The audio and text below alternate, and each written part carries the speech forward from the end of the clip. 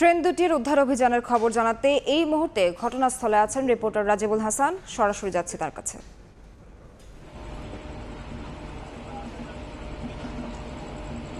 দুর্ঘটনার কবলে পড়া টাঙ্গাইল কমিউটারের দুটি এবং তেলবাহী ট্রেনের একটি বগি এর মধ্যে উদ্ধার করা হয়েছে। চলছে উদ্ধার তৎপরতা। রাতের এই সময়েও কিন্তু অবিরতভাবে রেলওয়ের কর্মকর্তারা কাজ করছে। আপনাদের একটু দেখাতে চাই মূলত যে ট্রেনগুলো আসলে দুর্ঘটনার কবলিত এবং ক্ষতিগ্রস্ত, সেই সকল ট্রেনের যে বগি লাইন থেকে একটু দূরে পড়ে আছে কিংবা লাইনের উপরে যে চাকাগুলো পড়ে আছে বিচ্ছিন্নভাবে, সেগুলো এক এক করে এই লাইন থেকে সরানোর চেষ্টা করা হচ্ছে।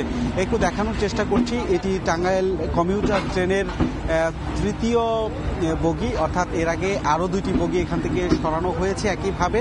এটি তৃতীয় বগি যেটা বাধা হয়েছে আসলে একটি ক্রেন দিয়ে বেঁধে এখানে আস্তে আস্তে করে মূলত এটি উঁচু করে তারপর পাশের গ্রাউন্ডে রেখে দেওয়া হচ্ছে। অর্থাৎ এর কারণ হচ্ছে যে বগিগুলো বেশি ক্ষতিগ্রস্ত হয়েছে, অর্থাৎ দুমড়ে মুচড়ে গিয়েছে, যন্ত্রাংশ ভেঙে গিয়েছে, সেই বগিগুলো এখান থেকে উঠিয়ে তারা নিতে পারছে না, যে কারণে পাশেই রেখে দিচ্ছে।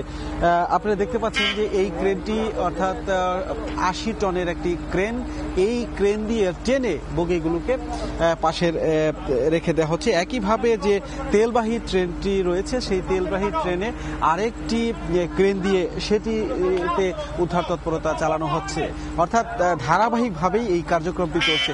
তবে বলা যায় যে একটি লাইন কিন্তু আগে থেকেই স্বাভাবিক রয়েছে, তবে আরেকটি লাইন কখন নাগাদ স্বাভাবিক হবে সেটি কিন্তু বলা যাচ্ছে না। তবে কাজের যে গতি আমরা দেখতে পাচ্ছি, অর্থাৎ খুবই ধীরে ধীরে কাজ হচ্ছে, কারণ প্রতিটি বগি বাঁধার পর আস্তে আস্তে করে নেয়ার কারণে এটি এক একটি বগি সরাতে এখান থেকে প্রায় 30 মিনিটেরও বেশি সময় লেগে যাচ্ছে, যে কারণে এইটি সারা রাতে আসলে কতটুকু কাজ শেষ করা যায় সেটি নিয়ে প্রশ্ন থেকেই যায়। হয়তো সারা রাত লেগে যেতে পারে এই বগিগুলো এখান থেকে সরাতে। একটু বলে রাখছি, আপনারা নিশ্চয়ই দেখতে পাচ্ছেন, আমার সহকর্মী আপনাদের দেখানোর চেষ্টা করছে যে একটি ক্ষতবিক্ষত বগি লাইন থেকে এখানে সরানোর জন্য প্রথমে বাধা হয়েছে এবং সেটি এখন উপরের দিকে তোলা হচ্ছে এবং এই উপরের দিকে তুলে মূলত এখান থেকে সরানো হচ্ছে।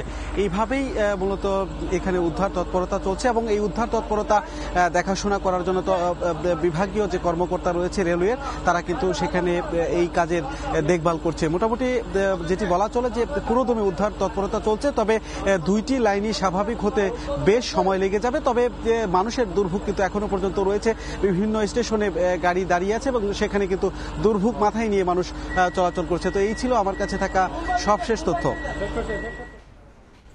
এতক্ষণ সরাসরি যুক্ত ছিলাম গাজীপুরের জয়দেবপুর থেকে।